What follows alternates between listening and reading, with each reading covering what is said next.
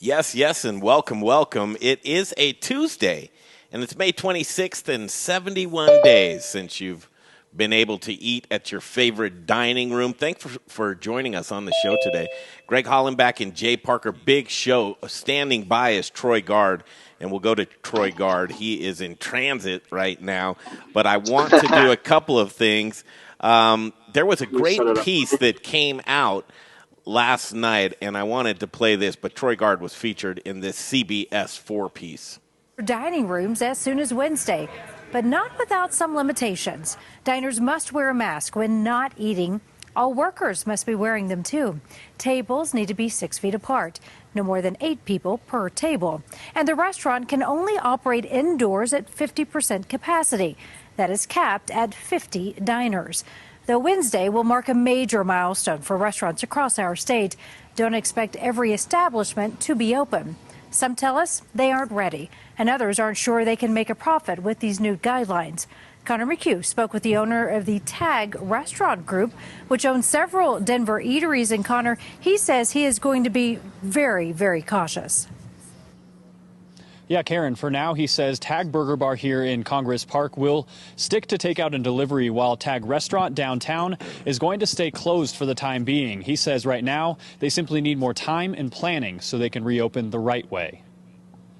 It's been kind of like a Groundhog Day for the past almost 75 days. After weeks of scraping by, there's good news for Colorado eateries. But come Wednesday, TAG Restaurant will remain closed. We're going to take a few weeks to get this baby back up and running. For owner Troy Guard, there's simply too much at stake to rush. It takes time to reopen a restaurant. We have to deep clean it.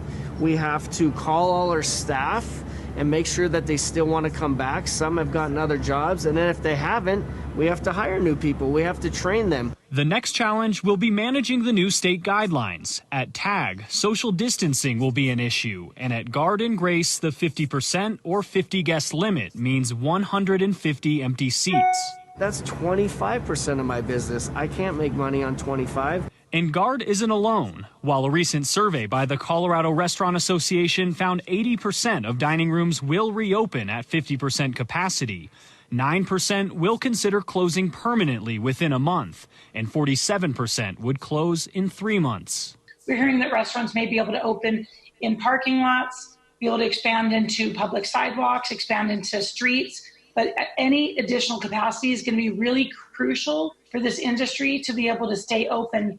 At TAG, the goal is a safe and sustainable plan. But we will not open unless we know that we can make it 3 or 6 months after that, because it wouldn't make sense to open and then close again.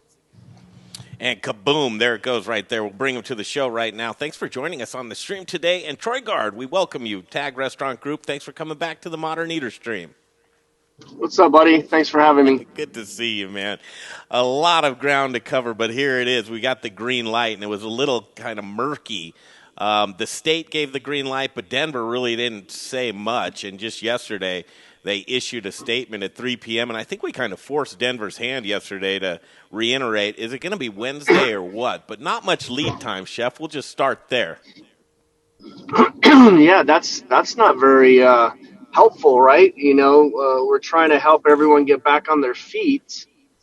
And I think pretty much from day one, every restaurateur and hospitality person I talked to said, okay, we're in it. We're going to do everything in our power to help social distance and do it right. But just give us some time to get back on our feet, meaning give us notice. A week, 2 would be amazing if you did. I don't understand, honestly, how you couldn't have done that a week or 2 ago. So, again, what happens is that now people are scrambling, and I don't know about you, but what happens when I scramble and I'm holy shit, I got to do this right away. I'm going to make mistakes. Yeah. I'm going to drop the ball, and I don't want to do that. So now it's going to take us another week or 2 before we open.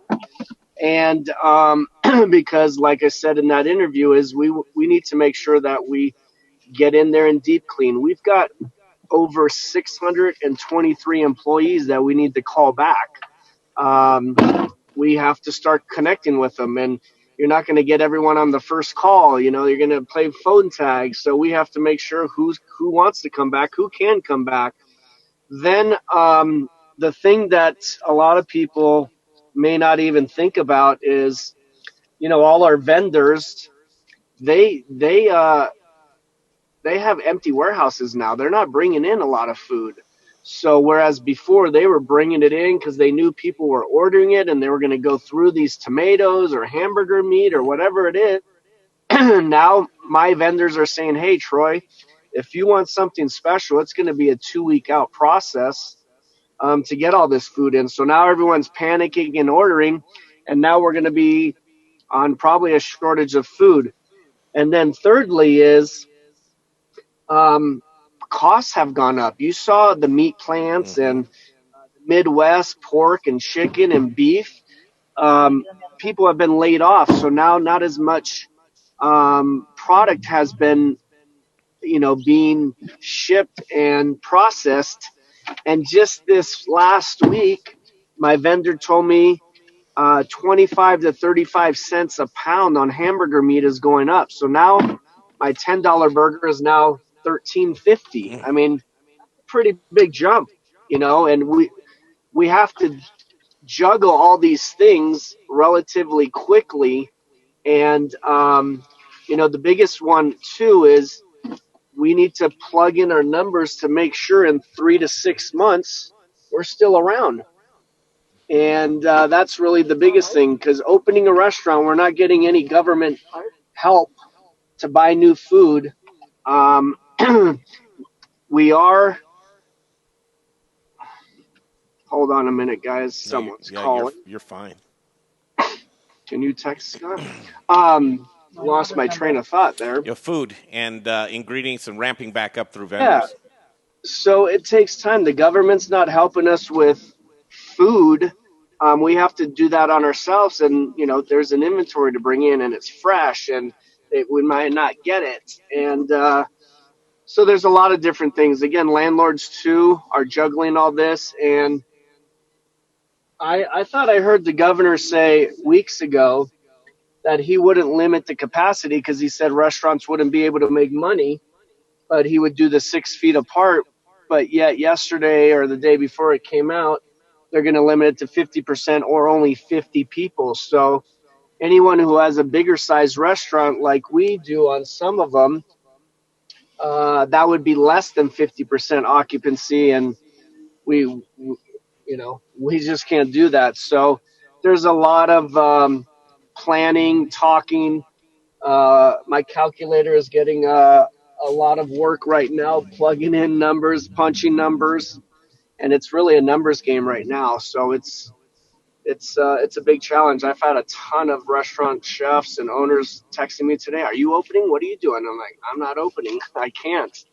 We're just not going to be able to throw it together in time. And again, I don't want to throw it together. I want to make sure that we do it properly and safely, and following these guidelines and keeping our employees safe and our customers safe. You mentioned talking to other owner-operators. We put a poll out there just now. Are you ready to dine in at restaurants? Yes is at 26, no is at 12. So folks are obviously wanting to get back at it. I had dinner last night at Sierra Restaurant in Douglas County because I just wanted to How was it? Good. I wanted to see Chef, and I wanted to see what the distancing looks like, and I wanted to see what capacity would look like at 50%. I wanted to see what the patios with being able to open up your patios and even additional seating as well, what that would look like. I got to tell you, the only thing, it was masks from your seat to the table, and then if you want to use the restroom, so on and so forth. The only thing that seemed a little odd for a moment was the server with a mask, but you got over that very quickly. There's less touch points, and probably the server is going to engage with the table less as well, so that's taken away. Your company is your company, so if you have good company you go with, that's going to be fine. And then I noticed that the bar seems a little awkward sitting at the Right. bar. There's no mingling going on. Let's face it. You're not going to go and talk to a stranger Nope. when you go out to eat or a restaurant or a bar. So it seemed like folks were looking to get back at it and wanting to support. But as you're talking to other owner operators, what is their sentiment, Chef? And they're looking to bounce ideas off of you or just take your temperature.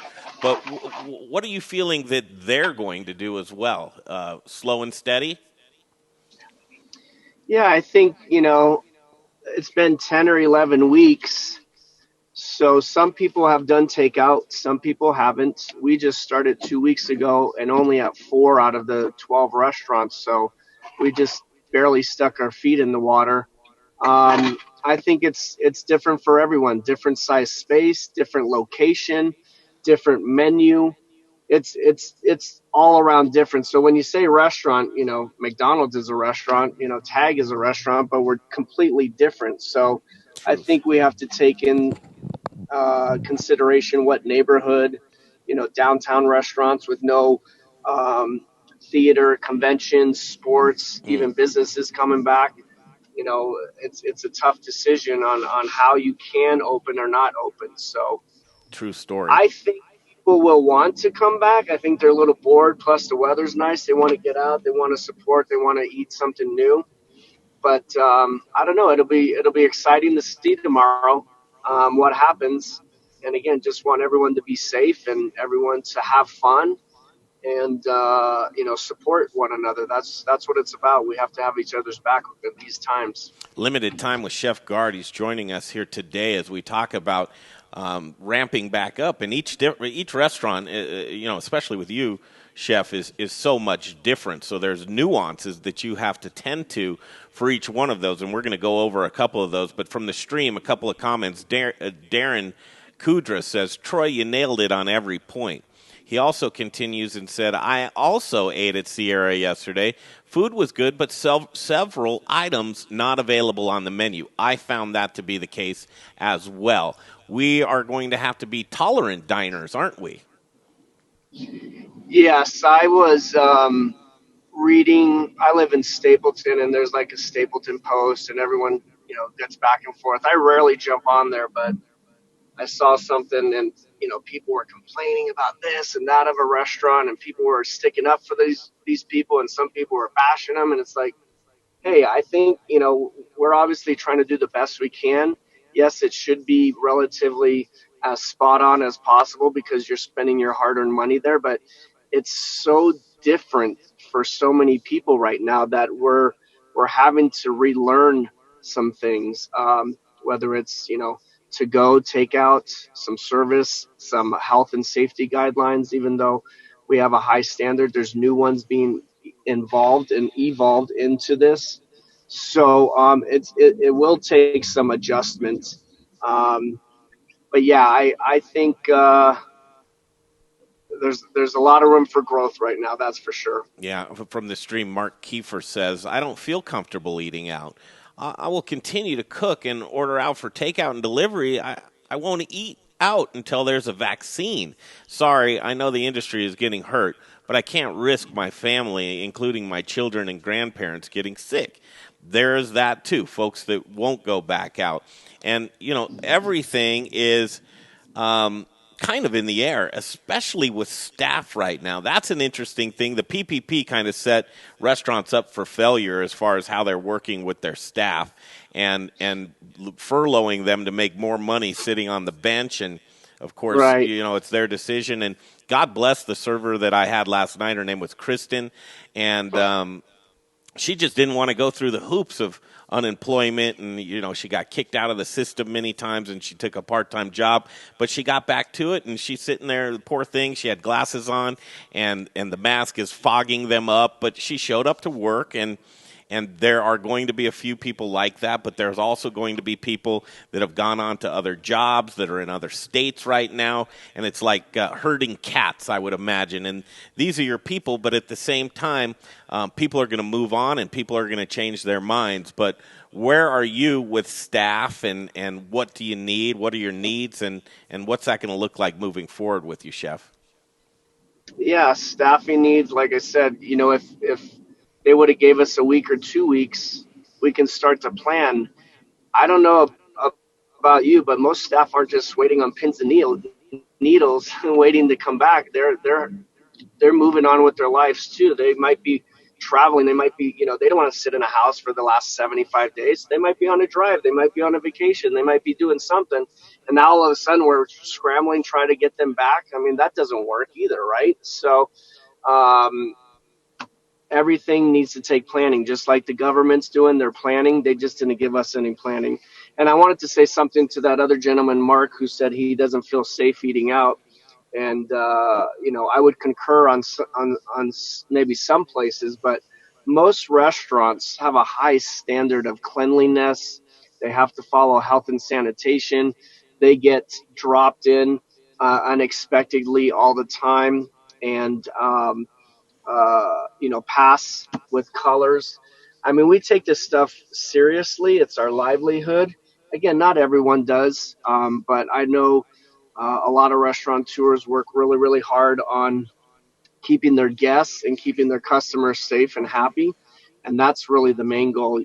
Go out there and try. And if you don't feel safe, yeah, I get it. But I wouldn't lump everyone into that category, because I do think it's safe. We're going to follow the government's guidelines, and we do appreciate that Mark continue to do takeout. But, I totally get it. I've got parents. I have young ones too. I take it very, very seriously, but I don't want to stop living my life, for this as well. Just be very, very cautious on things that we do day in and day out.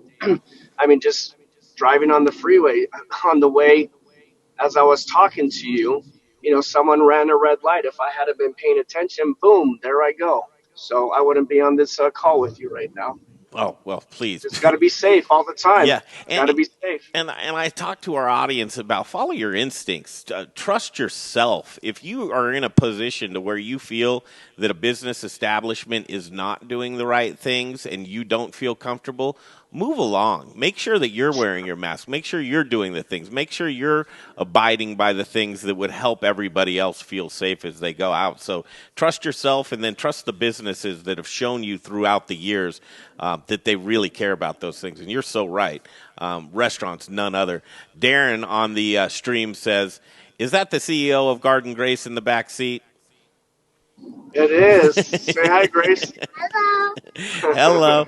Mallory says on the stream, as people who are at high risk, we will continue to stay in and support from a distance unless things plateau. It's tough. It's a tough situation that will never work for everyone. We also rely on Uber and Lyft, so that's another added risk.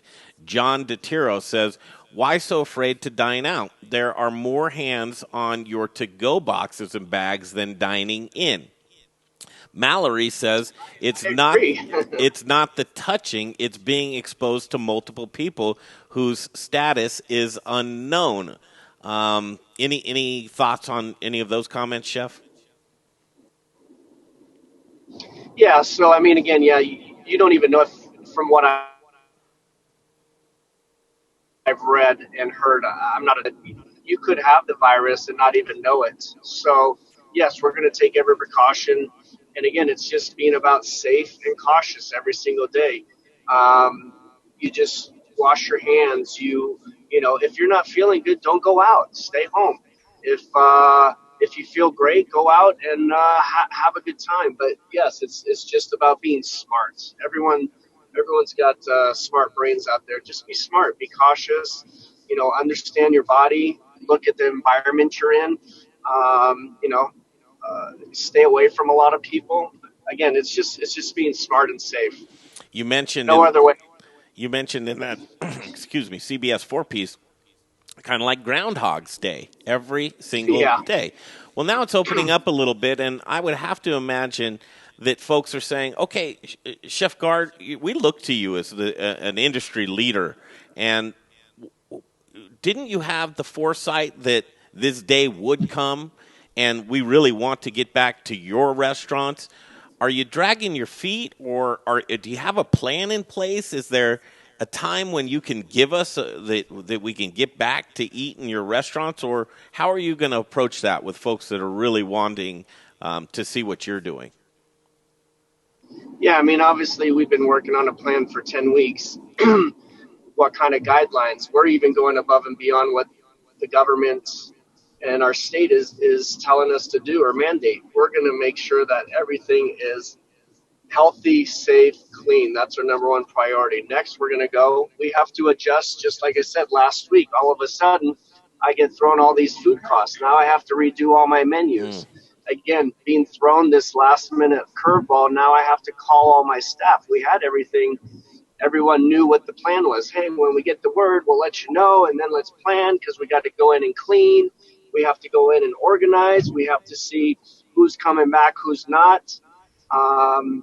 So there's just a lot of details. It's not just like flipping on a switch. Not at all. We have to make sure all the refrigeration is working properly. Our HVACs, our TVs, our ovens, calibrated.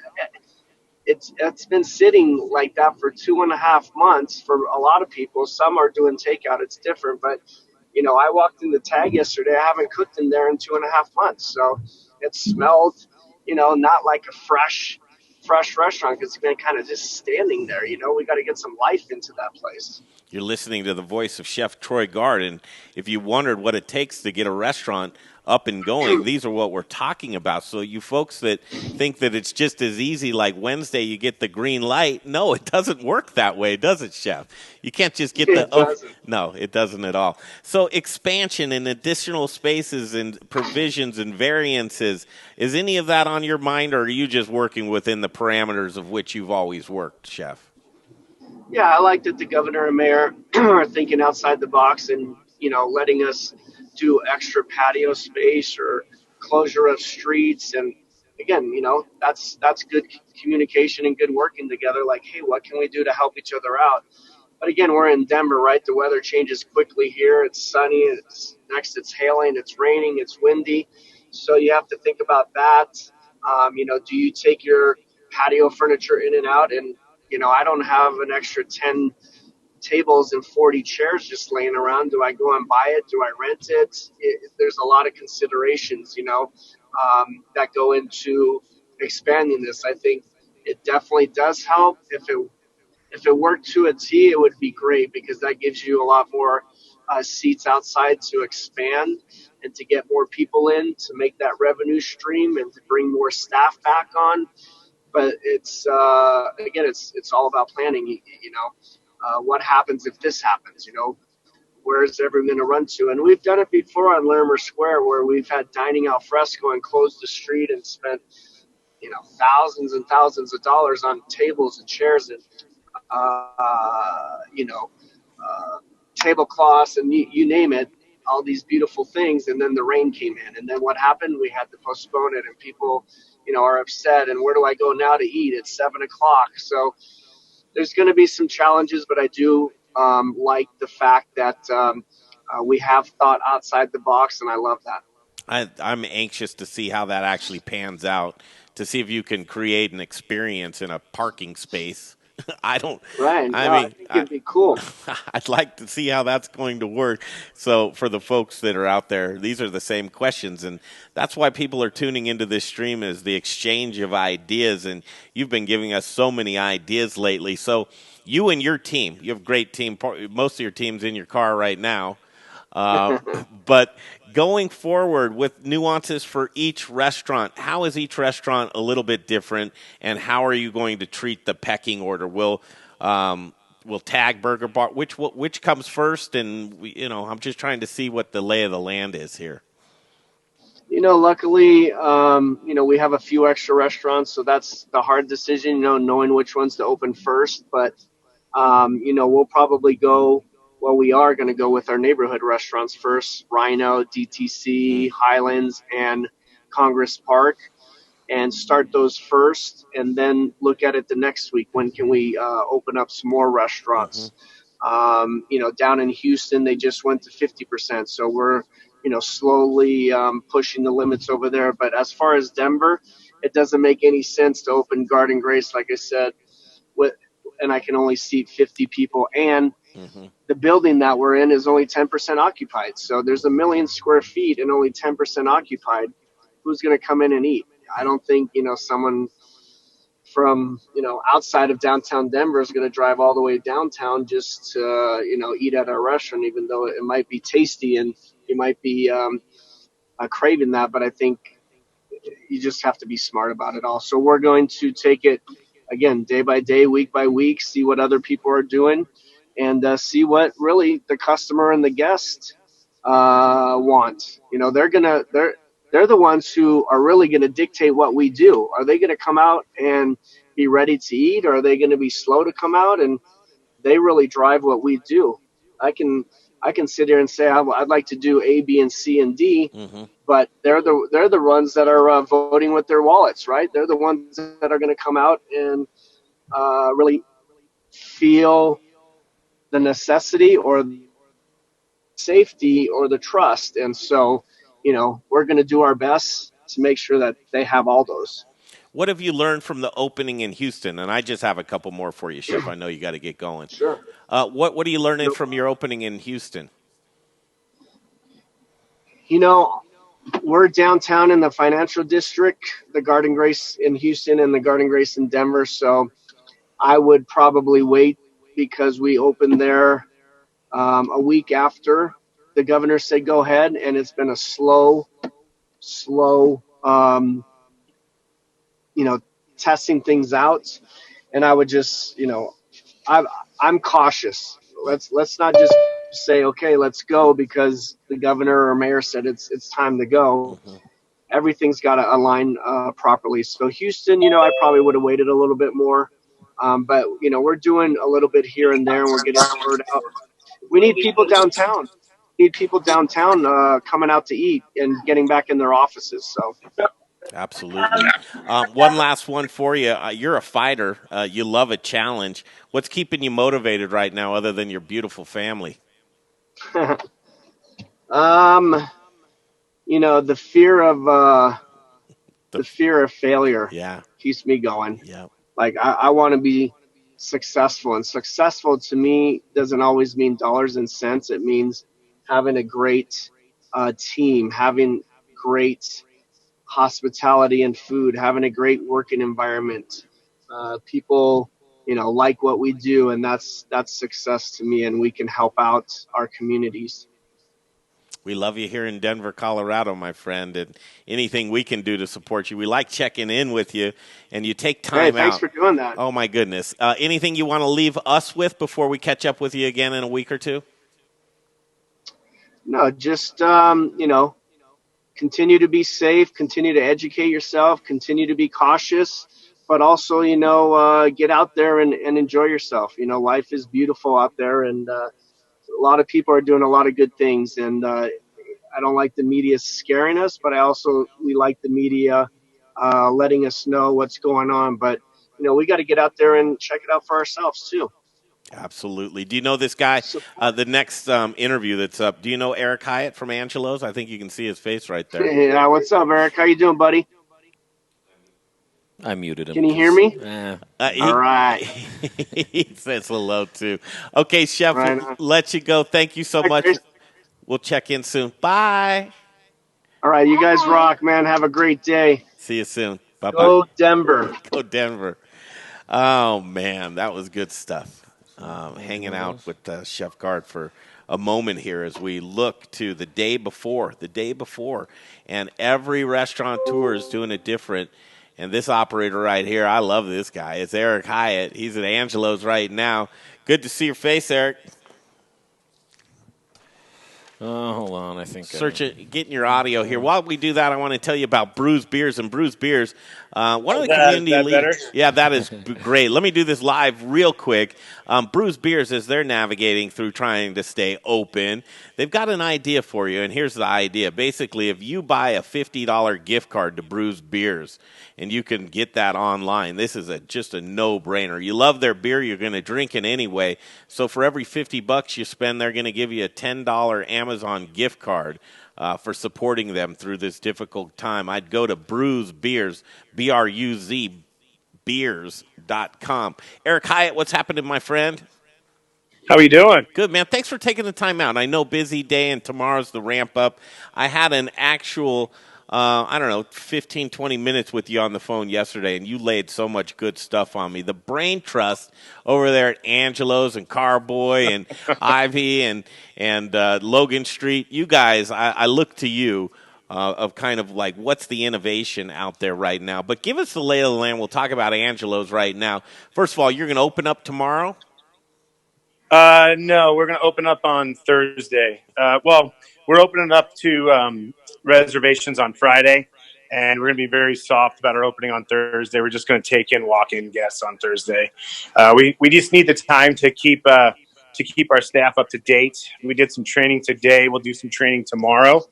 I'm still waiting on some supplies to come in so that we can do it correctly. Sanitizer bottles, that kind of thing. Setting up our tents. We have to move our operation outside as well to do it properly. So there's a lot of moving parts and waiting on things to come in. So we're going to do it on Thursday and Friday. There's a poll that we have on stream today. It says, are you ready to dine in at restaurants? 62 people say yes and 29 say no. We had a similar poll yesterday that was very close, and it was basically, are you going to go back out and dine when you're able to at restaurants? It was neck and neck, 50-50. I don't know what a day did, but the difference from today's poll and yesterday's poll, and I don't know if it was the wording, but it looks like folks are ready to get back and eat, Eric. Yeah, I'm not surprised that having the governor come out and say we're going to open up to restaurants with these guidelines, being given that, the words, being giving the direction, I think it really does give a lot more people confidence. So I'm not surprised that it went up another 12 or 13% to people who are willing and waiting and wanting to come out to eat. I do expect it to be pretty busy. It's going to be chaotic in a way that there's going to be a lot of people going out. Phones are ringing off the hook.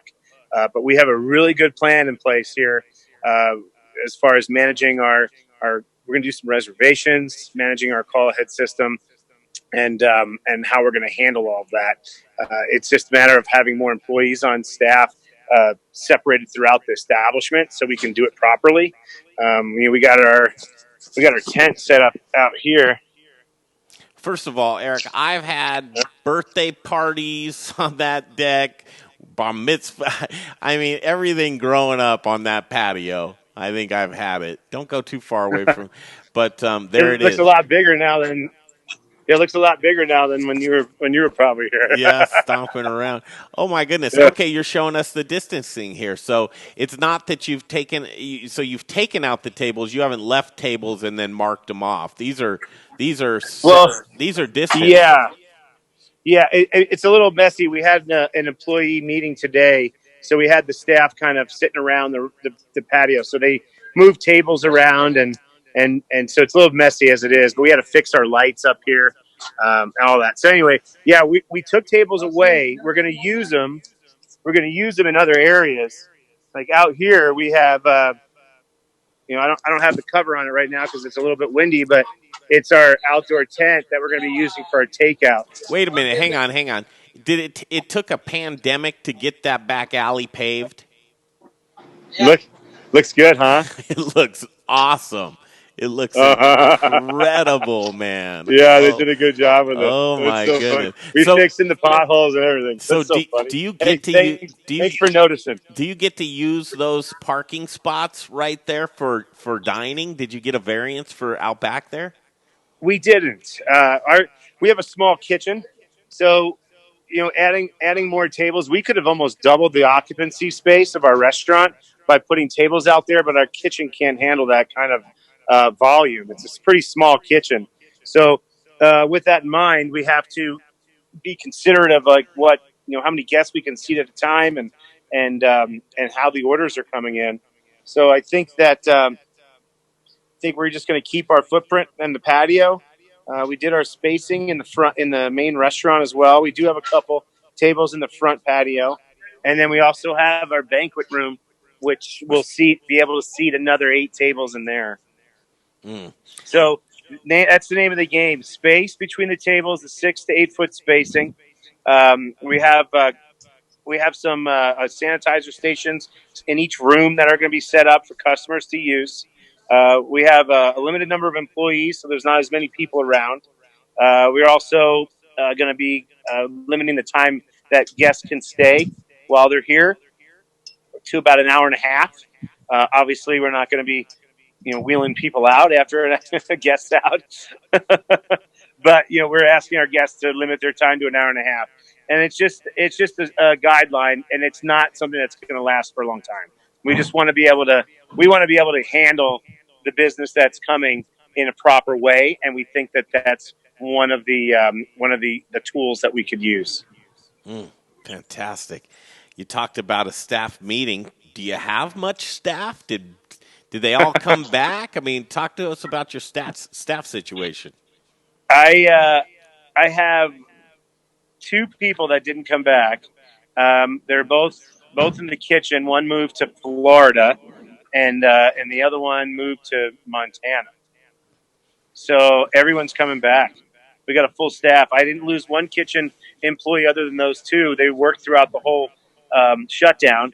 And then my front of the house staff, I probably had about half of them working through the shutdown, and the other half requested to quarantine at home, were able to stay home and quarantine, do their stay-at-home orders. So we were able to survive it, but if everybody's coming back, we didn't lose one employee. But we might need more. We might be hiring next week. Yeah, no doubt. Okay, so let's just do a quick recap. So Friday will be by reservation only, right? Partial, yes. We have 30% of our tables, which is going to be about eight or nine tables that are reservation only. We have 3 reservation time slots per table, and they're spaced 2 hours apart to give our guests the opportunity to finish up in a timely fashion and for us to sanitize the table. And then, right there. Yep. And then the rest of the tables will be for call ahead seating. And then we're going to be able to monitor and control the flow. So in the very front of our restaurant, we're going to set up our hostess stand outside, so that no one can come into the restaurant unless they're escorted in by a host or a manager.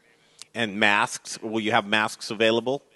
Yeah, they should be coming today. Again, that's another reason why you can't just open up. I have over 100 masks coming for guests who don't have one or forgot it at home, and for any staff that may have forgot theirs at home. I have Angelo's bandanas that will sell for the cost of the bandana, just to recoup the cost of that actual. But the masks themselves, we have the surgical masks, and so we'll have those if guests need be, and that's our plan. And they're going to be basically every month. I have a new supply that comes in. It's like a mail order thing. It's like Sock of the Month Club, but with masks. This is Eric Hyatt. He's at Angelo's right now. 245. Dave Bergen from Joyride Brewing Company. Breweries are allowed to reopen with a couple of provisions. We'll tell you what they are. 2:45, 3 p.m.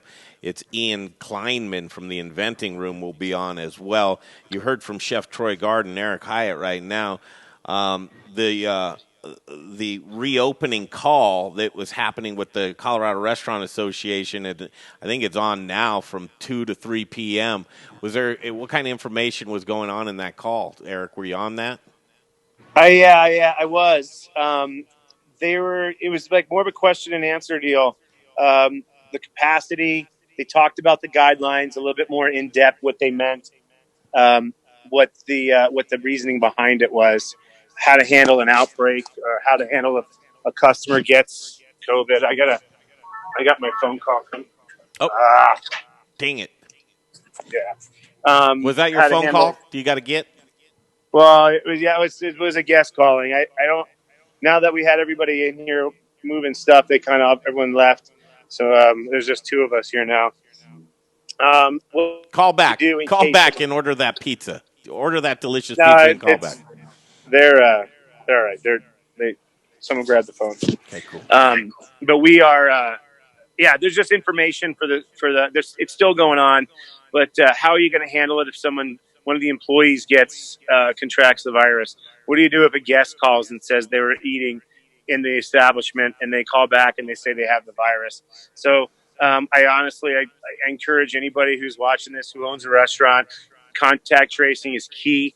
By taking reservations, you have a name and phone number of a party that you need to contact. Also, when you do call ahead seating, I would suggest, if you don't have a system in place, to utilize paper if you have to. But take a name and a phone number down so you can text them when their table is ready, or call them when their table is ready. People will not balk twice at that. If you ask them to put their name and phone number down so I can call them and it's a voluntary thing, you might get a lot of pushback. Either way, it's in the best interest of the community to have a way to contact people if you have to. And we're hoping that we don't. I do know that there's a strong possibility that could happen in any one of these restaurants that are opening up in state, anywhere across the country. It's, the possibility is there, and it's a real thing. However, if you have that in place, the idea is that you can control it. So that's how we're handling that. So. Now, could you take temperatures at the door? Could you have a sign a liability waiver? What steps could you take to protect yourself with that? We won't be doing that with guests. We have our signage on the doors that don't enter if you're sick. Don't enter if you have a temperature. If you're showing signs, that kind of thing. If anyone shows signs, we can ask them to leave. Our staff, we have a log for our staff. So if there is, bye-bye. Thanks. Appreciate it, Marcia. If there's a log that we're going to be keeping for our staff, we already let them know. I have 2 more thermometers. Everything's supposed to be coming today and tomorrow. I ordered them weeks ago. So that's the thing is, you can plan for it, weeks out, and then things are taking longer to get than what you normally expect. Here's an update on our poll. Are you ready to dine in at restaurants? Yes is at 77 votes. No. Oh, I misspelled it. It says now. No is what it should say. People want to get out and eat. 32. So they want to get out. They want to get out and eat. There's There's nothing wrong with it. That's my opinion. And my opinion is there's nothing wrong if you want to go out and eat and have a great time. And there's nothing wrong with if you want to stay home and keep staying home as long as you want. It's all about your comfort level. This is not the first pandemic that's ever happened. This is not the first virus that's gone around that's killed people, and we're going to have another one. I mean, it's what we're dealing with on this planet. But I do hope we did learn a lot from this in the way of how to handle these things, and as far as how it's handled from a government standpoint and a business standpoint, so that industry doesn't have to shut down, restaurants don't have to shut down. That's the part I hope we learned the most from. Yeah, we've been by multiple times to see, and you guys are doing such a great job. Even one time that I misstepped, had got out of my car, and I was anxious to see you, and I didn't have a mask on, and you did the right thing. You said, "Hey, Greg, go grab your mask," and I certainly did. But listen, trying to do the things the right way and trying to do it with as much couth and sweetness and hospitality. Absolutely. And this is the last question I have for you. Experience and hospitality. One of the things that strikes me with Angelo's that you guys do so well is your bar program and the happy hour. I went out to dinner last night at Sierra just to see what it was like because we could. So Little Rich and I were there, and you know what? Nothing was really strange at all, except Little Rich. And we had a great time. But one thing that I did notice was the bar. There were a couple of gals at the bar, but you know how bars are, especially the places like Sierra and Elway's, those types of, people want to mingle and get up and talk. There's not going to be much of that going on anymore. How are you going to treat your happy hours in your bar area there at Angelo's? So I'm surprised to hear that there were people at the bar at Sierra based on the guidelines. However, they did open up. Douglas County did request a variance, and they opened up before the rest of the state. They were among some other counties that did. But as far as the guidelines that were put out by Governor Polis, in which we expect to follow to the T, and is no dining, no bar service. So if you have a bar that's used for creating cocktails and serving food, you cannot seat guests at that bar for the time being. I do expect and hope that it's a short-lived thing, but we will honor it and we will follow those guidelines. So our bartenders are not going to be able to serve drinks at the bar. And we have a number of regulars and our neighbors that are looking forward to come in and sit at that bar, have a drink.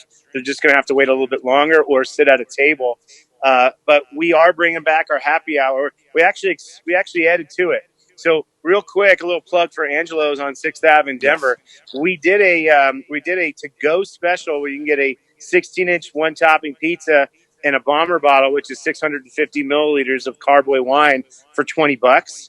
And feel free to add toppings on for a little bit extra if you want. So you guys took advantage of that deal. Yes, we did. And then so we're also going to be, that's just going to be for takeout only. And it's going to be from when we open until 5 o'clock like it is now. We're going to continue doing that for takeout because we do have a number of guests that do want to stay home, that do want to practice that social distancing a step further or who are at risk. And we want to be able to accommodate them with something that's a little bit more affordable. In-house, we're going to bring back our happy hour again. So starting on Friday from 3 to 6, we're offering our happy hour that's on our menu. And again, from 9 to close. We are closing at 10 o'clock every night. We are offering that happy hour to the guests at tables. And we're also going to be bringing back our Mollusk Monday on Mondays. We may have some changes to that special. Wait, what is that? When you say Mollusk Monday, that's every Monday we have our $5 bowl of mussels deal. You get a big bowl of mussels for $5, and we also have linguine and clams available one day a week, and that's only available on Mondays. Guess who's going to be broadcasting there on Monday? Yeah, and you guys are going to be doing that on Monday. We're bringing the show on the road, and we want to support the folks that we love and just show around. It's like, okay, if you're not comfortable by looking around at what these people are doing, because you're doing great stuff. I said last one, but here's last one, and then we'll get out of your hair. What do you figure folks like Don's Mixed Drinks across the street are going to do, being a bar? I think they're going to open. Interesting. How are they going to get food? Angelo's. They have a food truck that's outside. They have had a food truck that's outside. I haven't talked to Ryan recently to see what they're planning on doing. Actually, I'm glad you brought it up. I'll probably reach out to him today just to catch up and see how he's doing. But I do know, according to the CRA guidelines, the guidelines that they were talking about, when you called or when I jumped on the call with you, they were going over that. And what they're saying is that if you have a food truck, they want the food truck operators to bring the food to the guests seated at tables. They don't want mingling. So it's all about reducing the interactions with other guests and mingling. If you want to go there with a couple of your friends and sit at a table, fine. That's how they're handling some of those places. But hands off the shuffleboard table. Don't get near that pool table. Darts are out of the question. Boy, bars are You're right. That's going to be tough. Man, I got to tell you, I'm excited, though. I'm excited that it's happening. I'm excited that these 2 months are behind us. I'm excited that our guests, and I know that our public is going to do the right thing whenever it's necessary to help slow the spread. I have a lot of confidence, and and maybe it's me just being optimistic. And my wife says to me, "Think positive, bro." And that's how we're going to go through this. Our next guest, do you know this gentleman from Joyride Brewing? His name's Dave Bergen. Do you know? Hey, Dave. Hey, what's up? That's Eric Hyatt. Eric, thanks so much, man. Plug Angelo's and look, everybody knows. Just go to Angelo's when you can. Thanks, guys. I love you guys. Love you too. That's Eric Hyatt. All right, let's jump to this, and I gotta. Before we get to Dave, I want to talk to you about Rome Sausage and Rome Sausage doing. Can I talk today? Sausage. Rome Sausage. They're doing great things, but they're offering a box. And my mom took him up on this box. $60 bundle includes 10 pounds of assorted awesomeness. And that's breakfast sausage, breakfast links, Italian meatballs, jalapeno cheddar brats, bratwurst, chicken apples, sausage, Italian sausage, green chili sausage, chorizo, hot kielbasa sausage. You get the idea. It's all sausage awesomeness. It's romesausage.com, ROMESAUSAGE.com, or give them a call, 303-296-7663. And Chris Johnson would love to give you a sausage joke. Every time you talk about sausage, you get tongue-tied. I know. I do. Dave, how's it going? Joyride Brewing Company. It's going good, Greg. How are you doing, man? Good to see you. You got you're all at the brewery right now, unless you've got a cool green screen and you just sit Zoom and act like you're at work all the time. No, I'm actually back in the brew room right now, and so got a couple of my fellow brewers are running around me right now, so that's why I'm masked up. I make sure that we're staying safe and doing the right thing. You got a cool piece done yesterday by Kyle Clark in Next. I'm going to play this, and then we're going to jump in and chit-chat a little bit about what's going on with you and Joyride. Sure. Restaurants can reopen to dine-in customers on Wednesday. Governor's announcement allows 50% capacity, but no more than 50 people in the place. Denver says it will follow those state guidelines. Jeffco and Tri-County Health are going to do the same thing. It means that bars will stay closed, and breweries, they'll have to get creative. Here's Steve Stager. We want to do this safe. We want to make sure that we do this responsibly. But most of all, they want to do it. Business here at Joyride Brewing in Edgewater is down 70% year over year. While the adult lemonade stand out front is working, it's not paying the bills. So we're really, really happy that we could come together to an agreement where we could be lumped together with the restaurants. Owner Dave Bergen is also the chair of the Colorado Brewers Guild, a group that had to push the governor's office hard, reminding them that a lot of breweries have a lot of space and they could follow the same guidelines as restaurants. We always knew that this was going to be more like a dimmer switch than an on-off switch. And so it's good that we're starting to kind of turn that dimmer a little bit. This phase of the dimmer switch will only allow a brewery, winery, distillery, or bar to open if they have a kitchen on site, if they partner with a food truck, or if they partner with a restaurant nearby.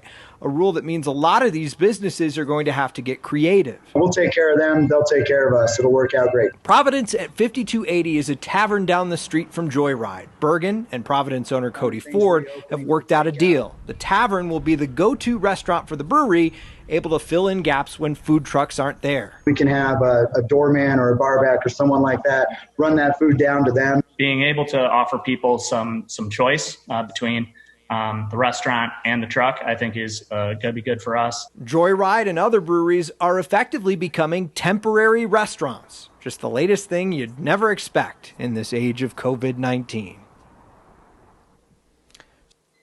No, I want to hear the rest of this. Guidance doesn't say.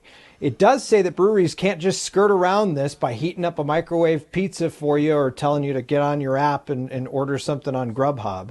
Joyride is making some major changes inside their tap room. They are moving to a reservation system so that they have a database of people that they can contact in case there's an outbreak. Kyle, it's going to look a whole lot different if you choose to venture out and head to a brewery. So as we think about the safety aspect of it, do we have a good idea of why they think that sitting down and ordering food is safer than sitting down and ordering a drink?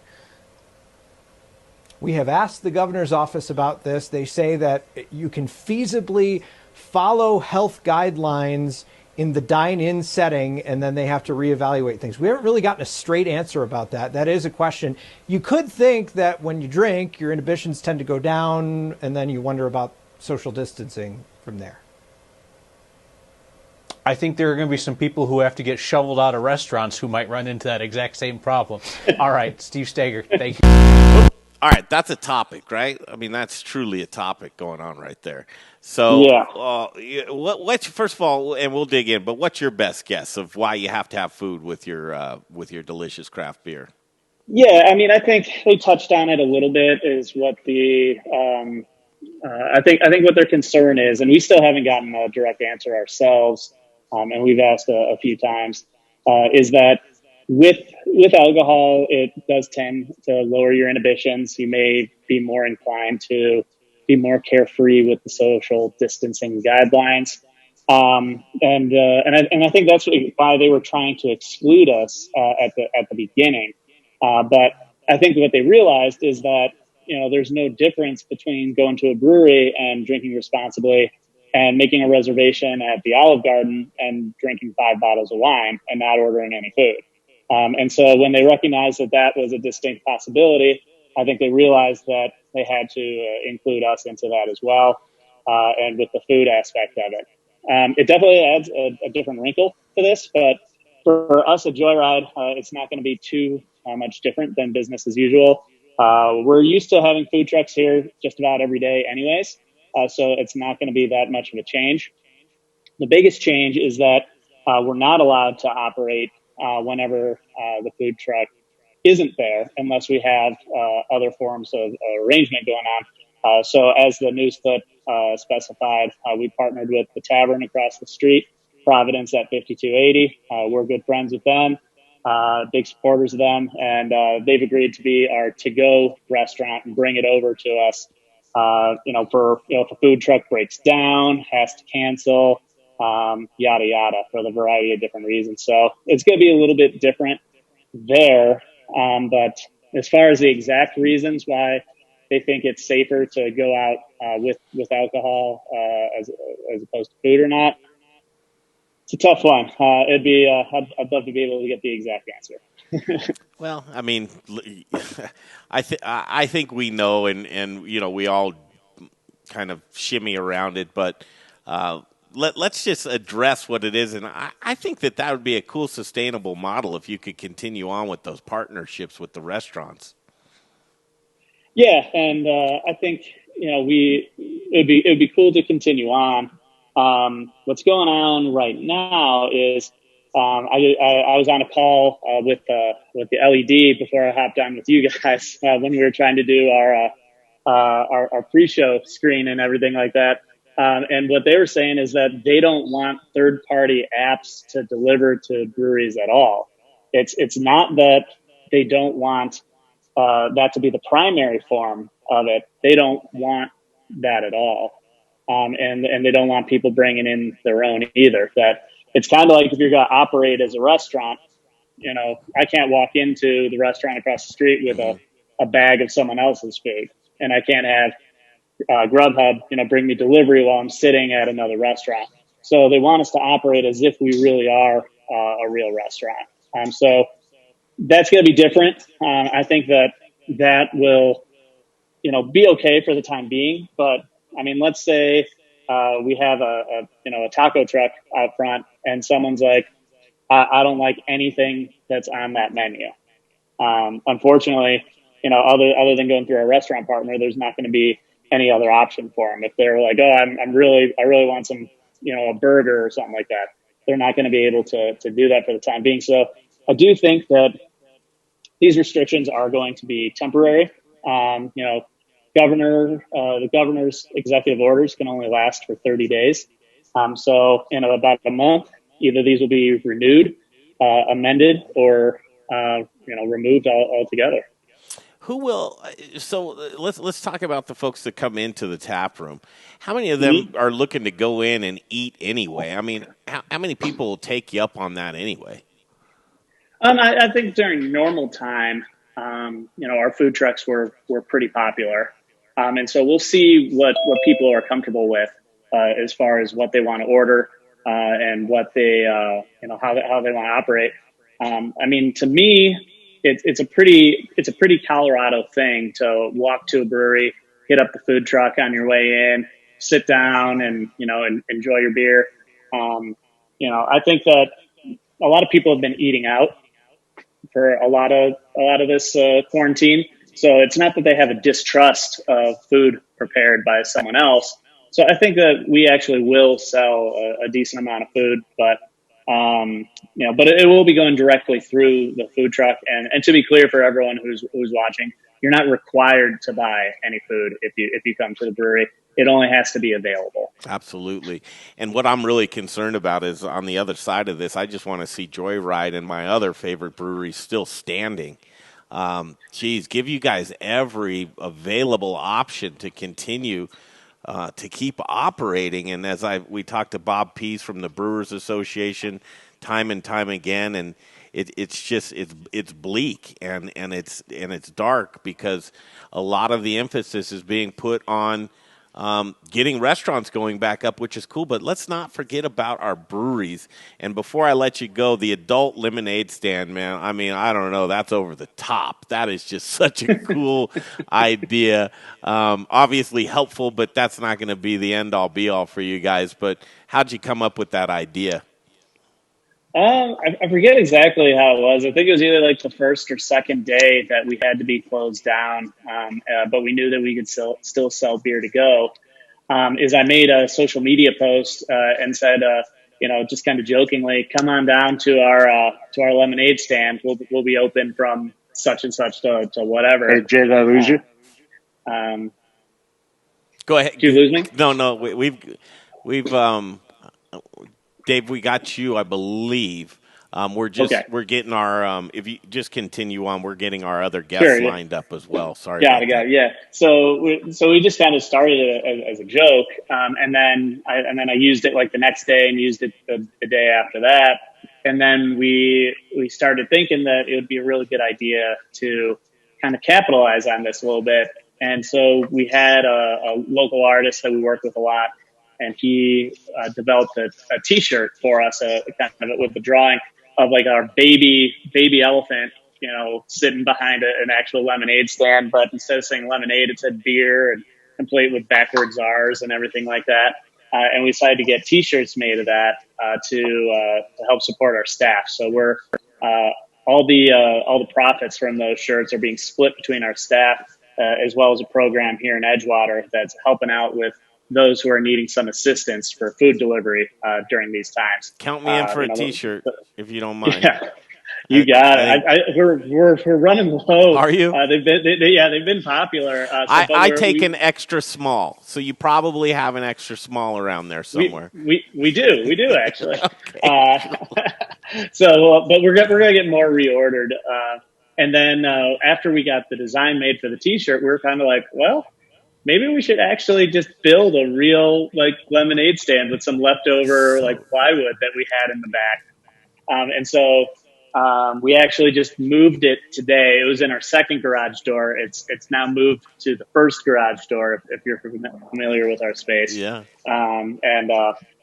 So we're still going to be offering, to go at the lemonade stand. We were talking earlier with the last guest about how there's going to be a certain percentage of the population who isn't going to be ready to go out yet. And, I'm actually one of them. And so, we're going to continue to be doing to-go and delivery. We're doing delivery to 25 different zip codes through joyridebrewing.com/delivery.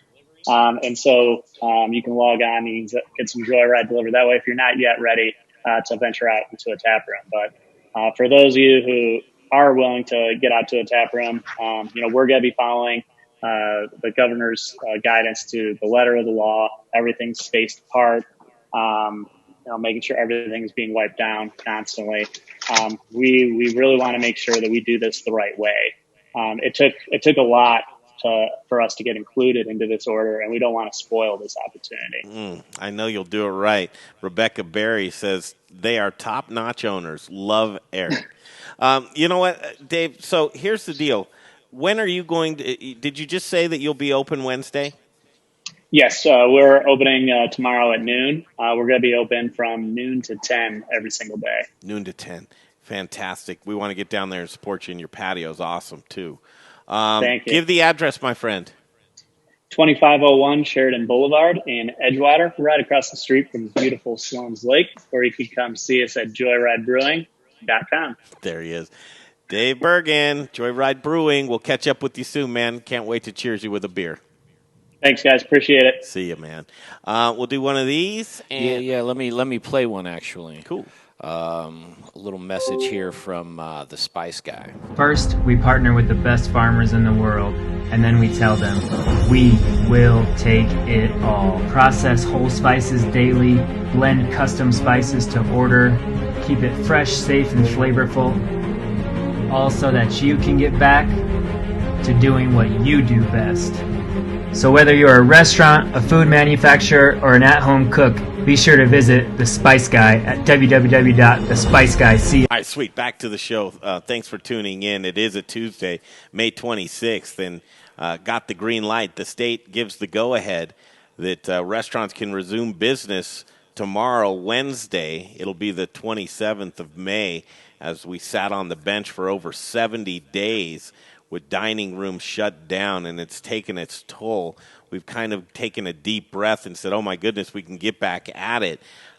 Ian Kleinman joins us right now from the Inventing Room, and this is probably one of the coolest things we've ever seen on the stream right now. We got to say hello, Ian. How are you?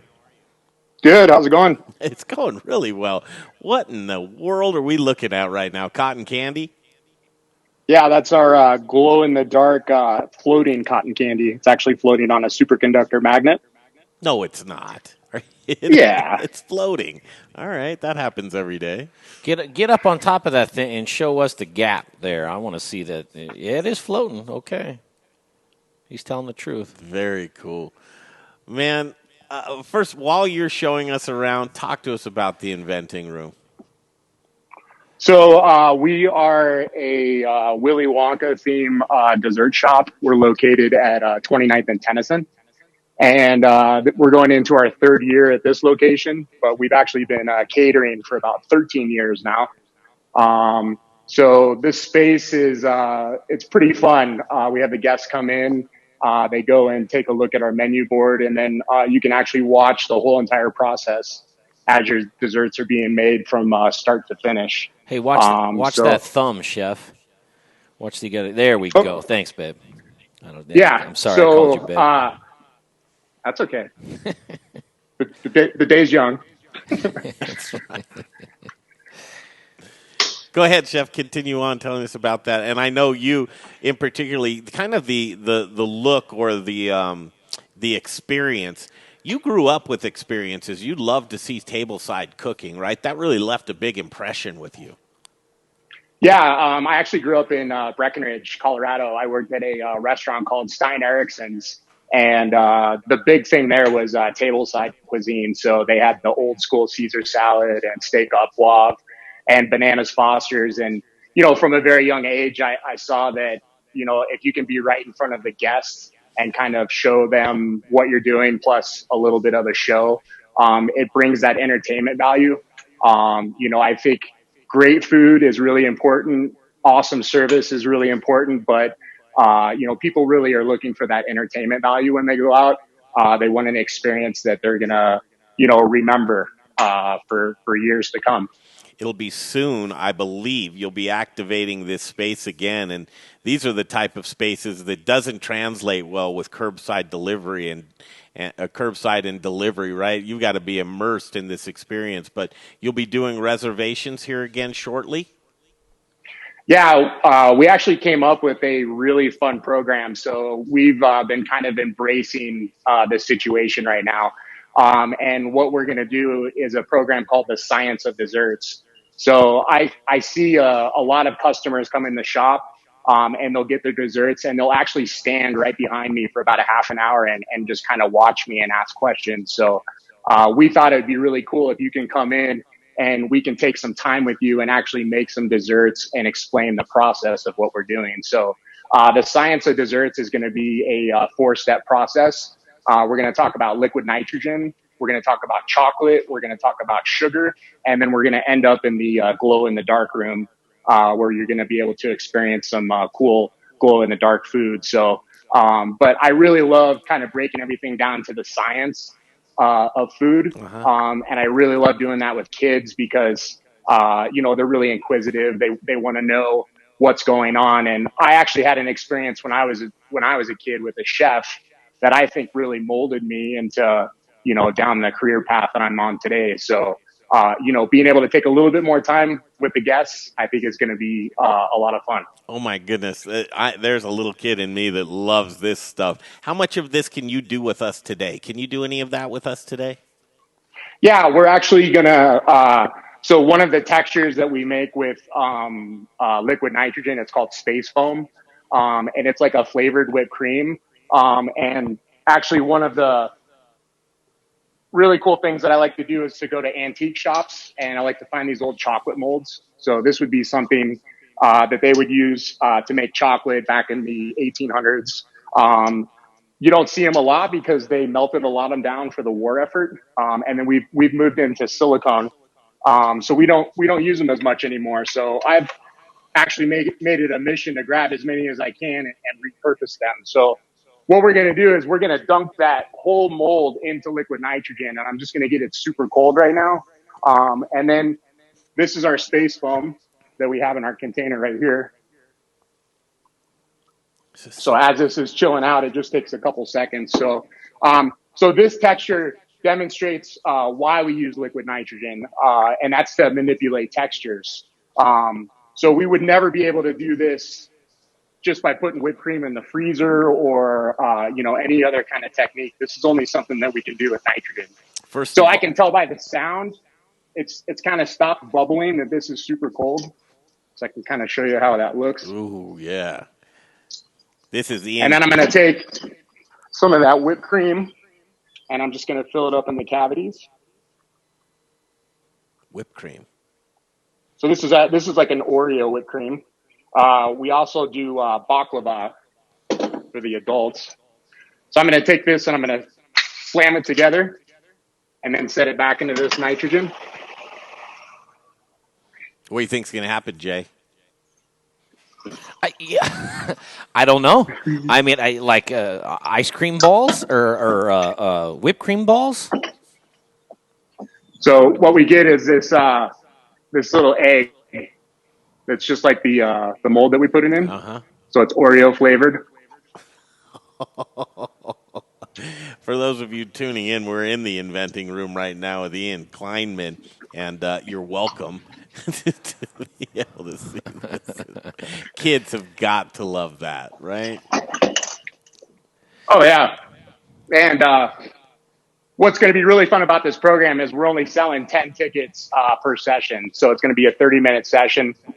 So, yeah, it's really going to be a chance for the kids to ask a lot of questions and for us to kind of experiment together.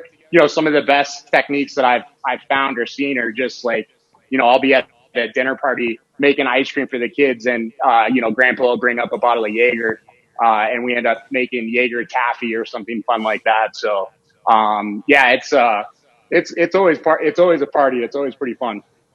What's next? So next is we have a pretty solid candy program here at the shop. That's kind of one thing that I've focused on, because Willy Wonka was the king of candy. So one thing that we like to do here is make our own molds. So this is a Game Boy, little Game Boy that I bought off the internet, and then you can buy different kinds of molds. So there's a silicone mold that's portable, and then this is a putty mold. So you actually mix two of these together, and then you can make a putty. And then you just take that Game Boy and you press it right back in and you let it cool. And then you're left with this Game Boy. Nice. So what I do is I take that and I'll pour clear sugar in there. And then I have a printer at home that I can print on rice paper. So I'll put that in there, and then I'll put a lollipop stick right down the middle. And then we'll pour some more sugar on there. And what we end up with is this is our Game Boy. Edible Game Boy. Sucker. So that's got Tetris in it. We do Mario and some other kind of fun stuff in there too. So the kids have no idea what they're eating, and then the 40-year-olds are really into that. With the the Game Boy specifically, I mean, like the kids. Yeah, exactly. Yeah. So this is a Etch-a-Sketch. So same kind of deal. Took an Etch-a-Sketch, made it, and then I made a Colorado flag and stuck it in there. Probably the funnest thing that we've come up with is in the Willy Wonka movie, they have the edible wallpaper scene where they go up and lick the wall. I really wanted to do it here, but kids licking the wall is kind of disgusting. Yeah. So on rice paper, we found the pattern from the movie. Mm-hmm. And then I take and I flavor each fruit, and then I make a sugar, just like the hard crack sugar, and wipe it over the top. So this is our edible wallpaper. Nice. That's pretty fun. So the pineapple tastes like pineapple. The snozberries taste like snozberries. That whole deal. Mm-hmm. Take us back in that bizarre room, man. I love that room. Yeah, that movie's freaky. I can't watch it too much. I can only do like half of a movie a day. Well, So. I don't know what that means, but did you get his Snosberries reference? Do you know what that was from? From Willy Wonka, right? No. No, which one? That's from Snosberry. Super Troopers. Yeah. Right? I'm assuming, right? Unless I missed something in Willy Wonka. It's in Willy Wonka too. Oh, it's in the Snosberries is in Willy Wonka? Yeah. Oh, guess what? Super Troopers got it from Willy Wonka. Yeah, Jay. Welcome to the world. Hey, thank you, Chef, for bringing me out of my community college education. Today. Yeah, let me So, turn when my I'm laying in microphone bed tonight, that's the one thing that I'm going to think about is the education that you just received. So that's amazing. Yeah, that is. What else you can make for us? Anything? Jay said you were locked and loaded with all kinds of fun stuff. Well, I said a couple of things. I'm locked and loaded. Yeah, and I also wanted to talk a little bit about this cool project that we're doing for our catering operation too. So we got this little cylinder here, and then on the end of this thing is a parachute. So we've been packaging our desserts in here and dropping them from drones over people's houses. No, you have not. You really have? We have so. That is so cool. So we did a couple last week. We've got a couple more going this week. So yeah, I mean, I think that it's just all about just kind of, being creative right now. And, we live in a very sparsely walked neighborhood up here. So we have to have a reason for people to drive to our store. We have to be a destination. So, that was our thought process. And, coming with a new program that gives people a little bit more time in the shop and a little bit more time to be out. And then, we have got this program now where we can go into people's houses and drop desserts on their head. So, yeah. That's so cool. Chef, how do you – so if I say I want you to drop some Rocky Road on my nieces and nephews and I give you the address, how does that work? Like how close do you get to the house with the drone or, the whole thing? So that each one of these packages can take 2.5 pounds worth of weight, which is pretty incredible. Mm-hmm. We don't put ice cream in here, obviously, but I can do like a Rocky Road s'mores or a Rocky Road cookie or a brownie or something like that. Uh-huh. But we put like popcorn and cotton candy. Tomorrow I'm doing unicorn Rice Krispie treats for this little girl's birthday. So I would package them. The mom's going to tell them to go outside. I take the drone up to about 200 feet. And I've been practicing like hell. And then, depending on the wind, I take it out, 20 or 30 feet, and then we just let that sucker go. I've got a really long stick in my truck. So, if it goes into a tree or up on a house, we're prepared for Where it. were you the last time? Last flight of my drone. Yeah, Greg flew one drone one time. The maiden voyage made it right into a tree. Where's your drone right now? Where's my drone? Yeah.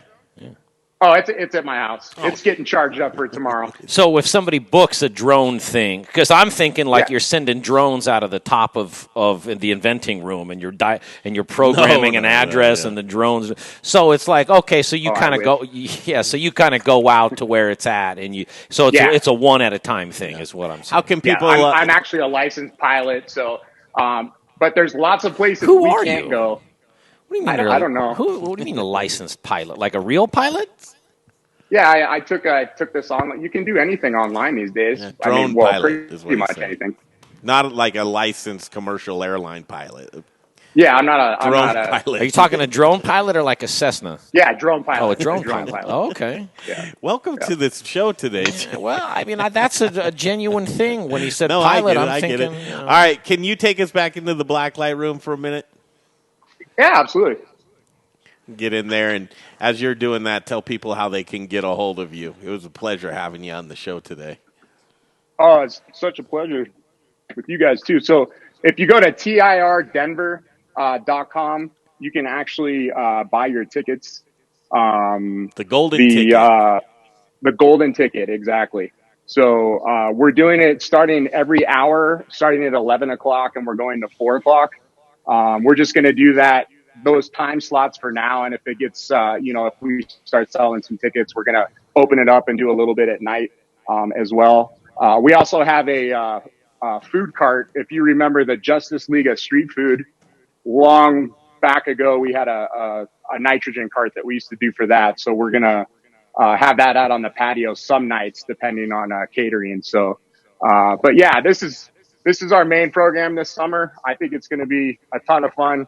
It'll be great to get the kids out of the house and be in a safe atmosphere. The whole hour, 10 tickets, they're $15 a piece, so the whole hour is $150. So if you want to buy out the whole hour and just bring you and your kids and have the whole shop and me for an hour, and we can have a little bit of fun, then I think that's pretty awesome right now. So God, where were you when I was a kid, man, when I just had to toss a tennis ball at the curb for 19 hours until I went in at night? Chef, do you use any natural gas in there?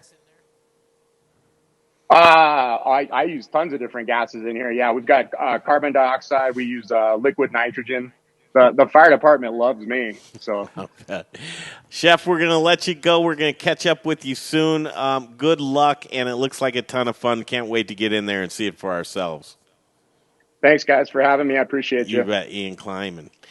The Inventing Room. Yeah. Okay, now some words from Encore Energy. Hey, guys, it's Brian Rizzuto with Encore Energy, the guy who saves your businesses money on natural gas. I know these are crazy, crazy times right now. So while your business is working on increasing your sales, let me work on saving you guys money on your natural gas. I make it as easy as possible. Just provide 12 months worth of natural gas bills to me. I'll do the rest. I know you're really busy, so let me get to work for you. You can reach me at 720-245-5771. I look forward to hearing from you guys, and let me try to save you some money in these crazy times. Bye.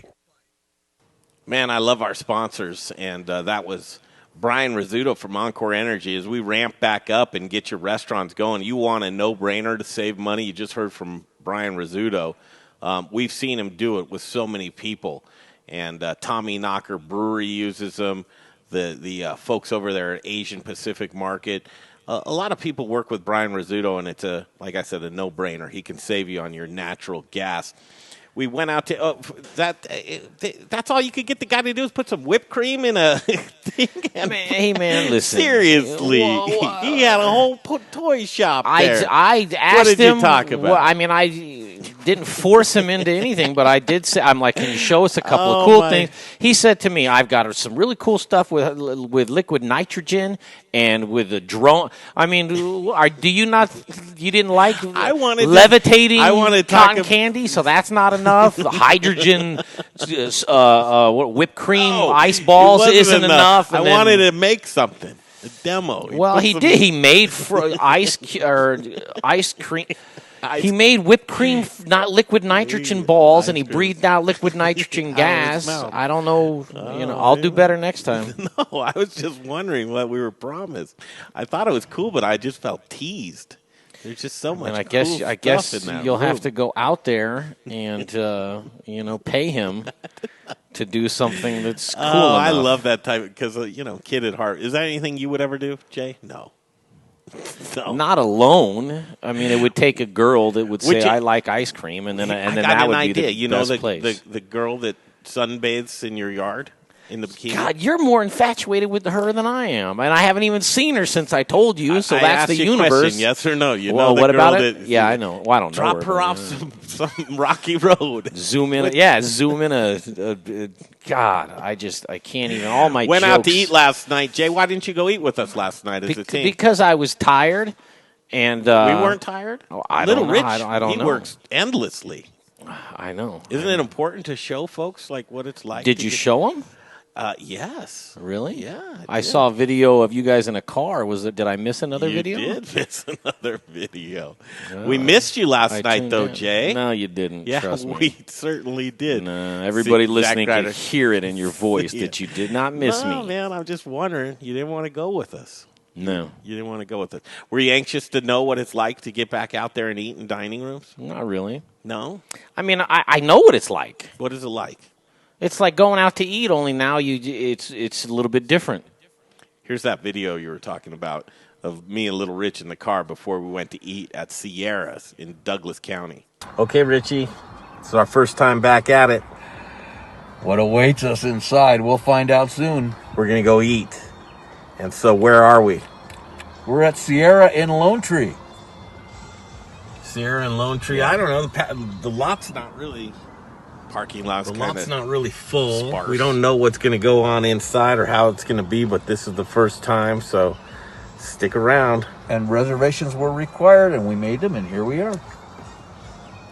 So we go inside, and I've got a couple of more things I can show you from that. I don't know. Ask me a question, Jay. What'd you have to eat? I had the chicken rotisserie. And listen, great question because the menu was limited. They didn't have a lot of everything. And I don't know, I would assume you talked to the chef or something, but from what we've been hearing from other chefs. No, the waitress was cool. Her name was Kristen. She came up to the table. She's wearing a mask. Glasses. That was a little interesting at first, but you got over it quickly because you've been living in this COVID world for 8 Most weeks. places you go, you're talking to somebody it's like someone that. in a mask. So you got over that quickly. At the table, you obviously don't have to wear your mask at the table.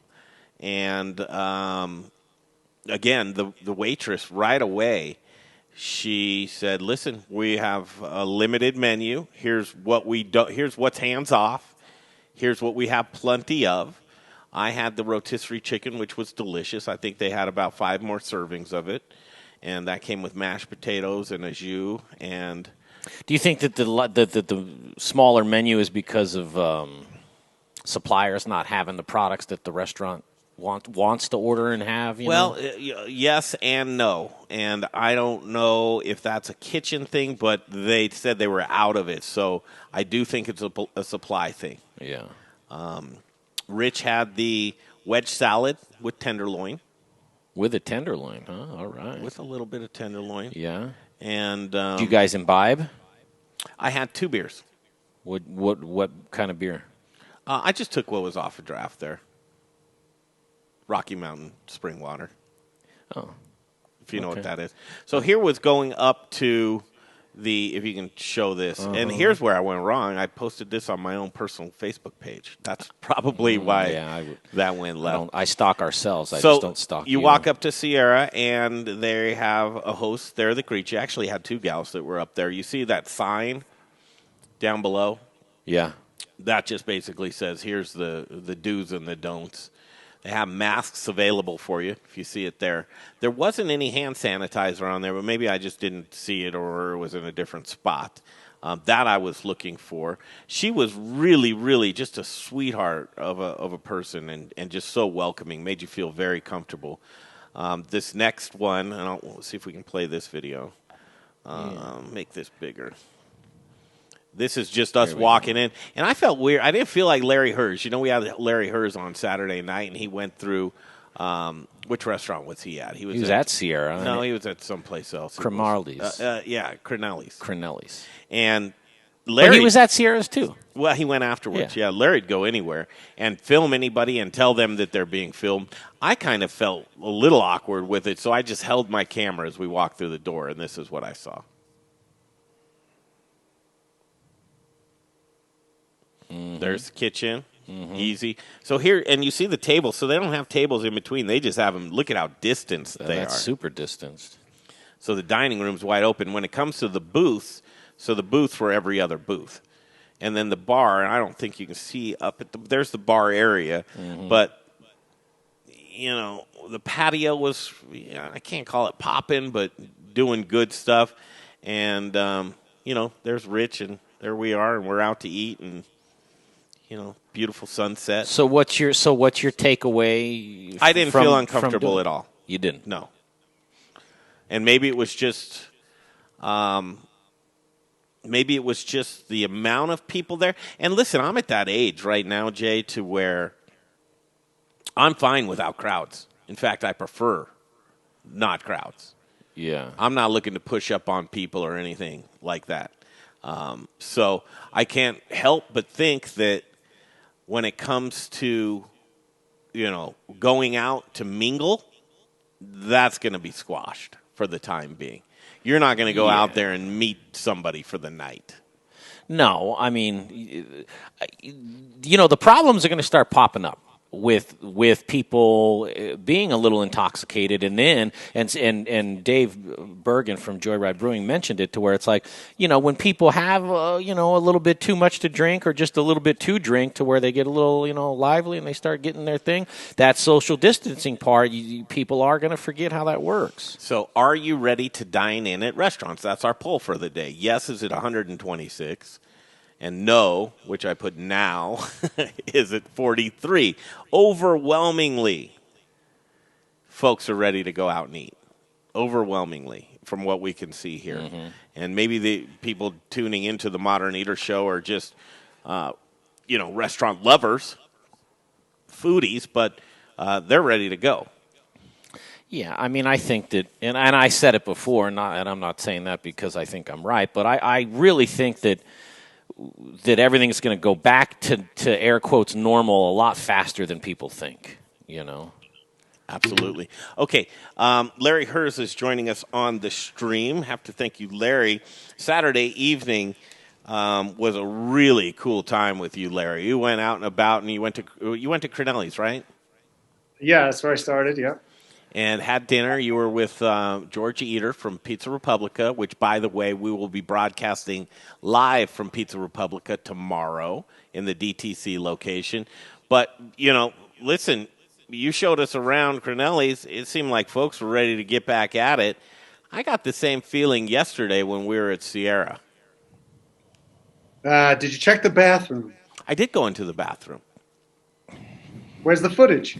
Yeah. Well, now that's an interesting thing. That's a Larry thing. It's good enough. You made me do it, but you're not willing to do it. I'll tell you what. I got people who commented on that. Like, listen, as much as you thought that was a good thing for people to see, like, I want to know every nook and cranny of what a restaurant's up to.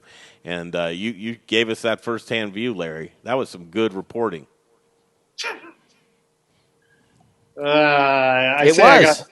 I got lucky that the guy was in there cleaning. Larry Armuro. No problem at all. So Sierra, I think the sentiment to me was the only thing that seemed a little awkward was the server wore a mask, but you got over that in 10 seconds. Yeah, I really don't care. How was your dinner? Dinner was good. They were out of a lot of items. Yeah, I think Memorial Day and just the fact that they got so little notice that they could open. They weren't planning on it. So they have the ribs. The ribs is what they do the best. Oh, really? I thought the chicken was going to be the ticket there.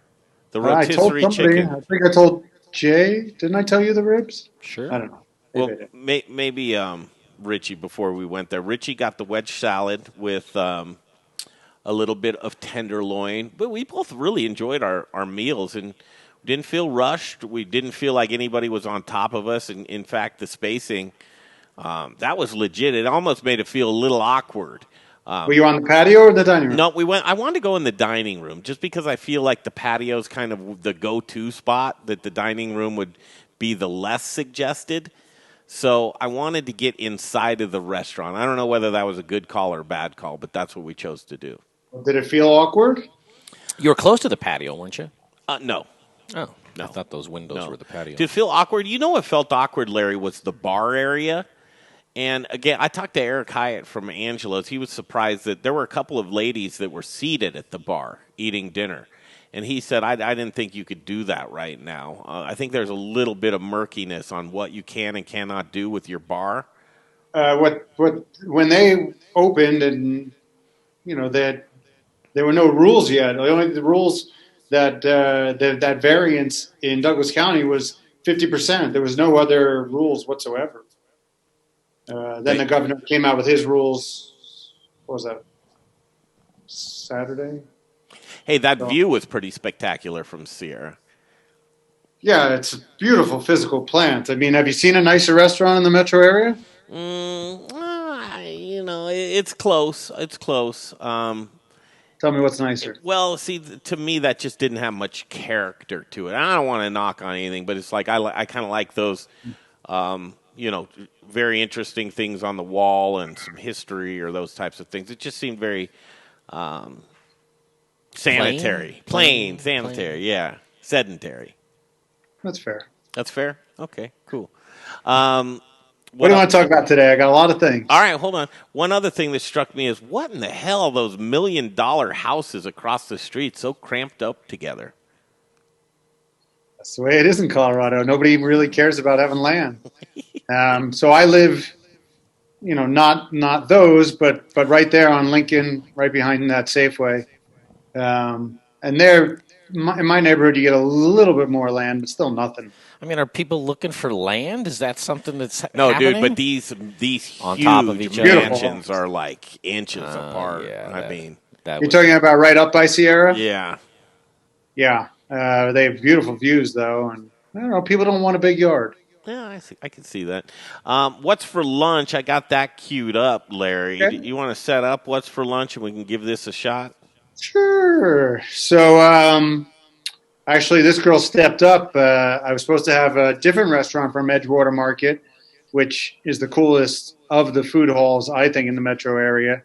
The people had to cancel, and I said, do you know anybody else in the market who wants to come on? And she found me the Slideshow Sliders, and I had never been, never met her. And with a day's notice, she rallied, even though they're not even open today, and made me like the whole menu and brought it in, and you'll see how great it looks. All right, so this is Slideshow, right? Yeah. SlideshowSliders.com. Got the phone. You've got little overlay graphics going now. I like that, Larry. Stepping up the game. Let's do this. I'm going to go towards the end to get to the food portion. If the food does look delicious, here we go.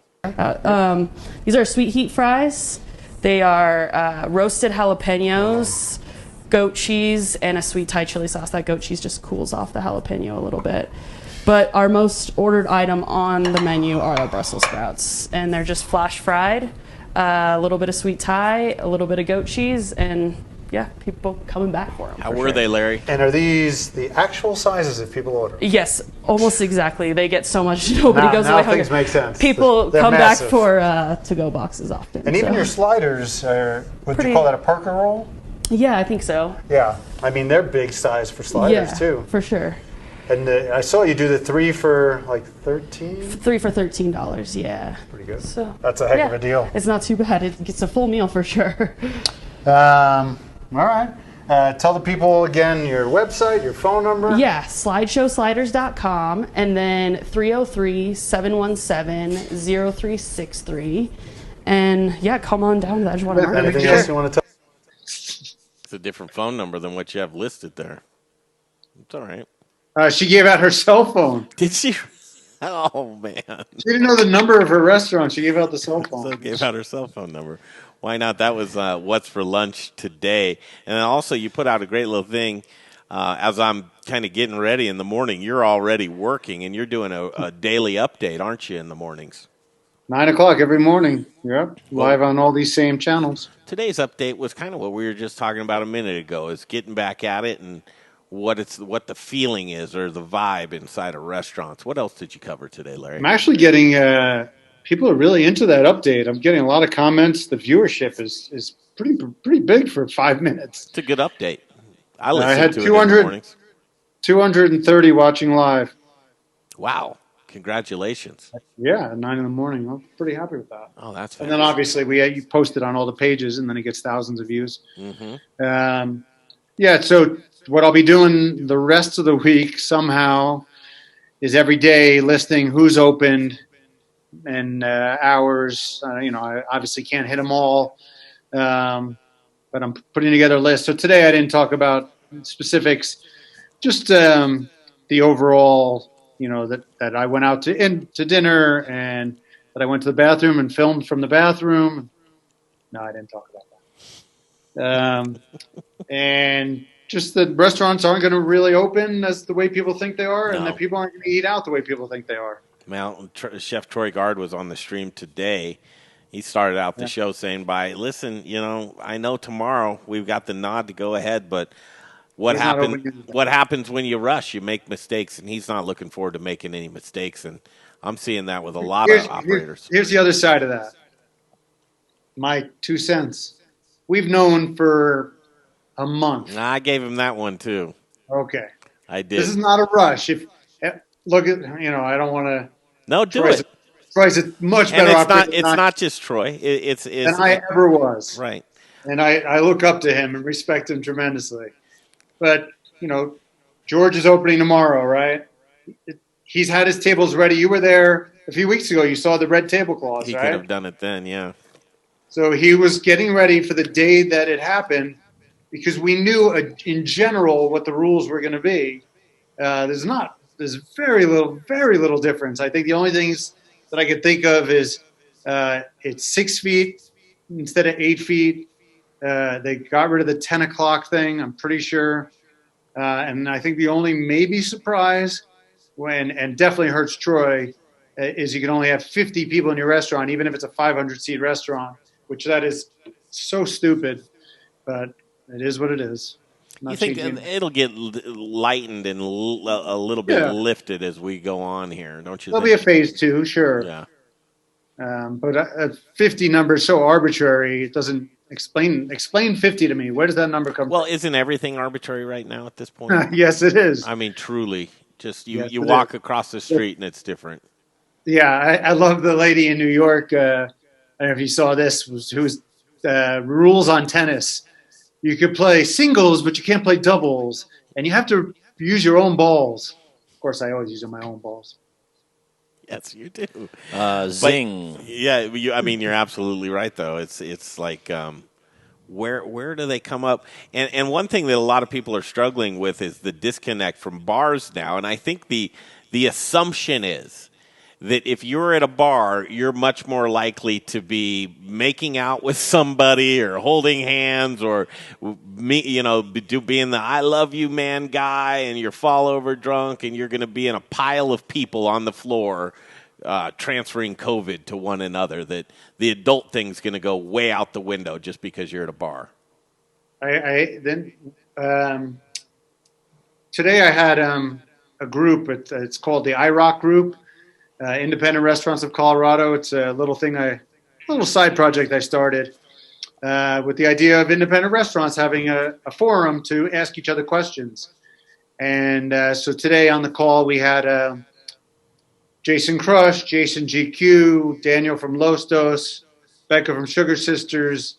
Who else did I have? The Jeff whole did. gang. Mm-hmm. Was George in on it?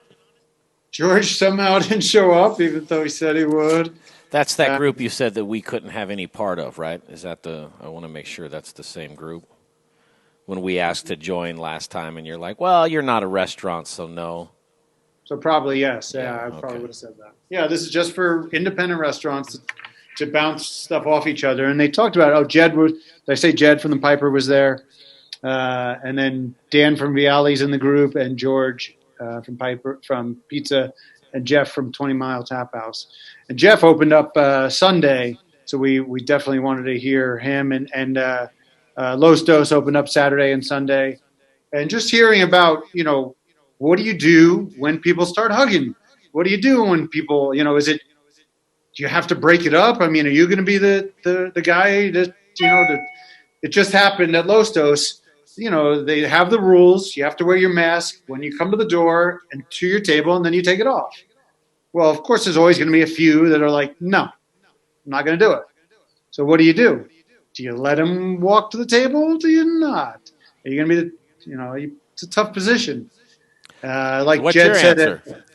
Well, I'll tell you Okay. in a second. Jed at the Piper said he would post the signs outside, but he said, he cannot be everywhere and breaking up everything. And so I would say at the beginning, I think we would all try and enforce the rules because, you don't want what some people are calling the Karens of the world posting on Facebook and that you didn't do it, which, I could definitely see. So I would try, but, you can't be everywhere at all times and manage everybody. But sure, I would say, could you please follow the rules? Would I 86 them? Would I bounce them?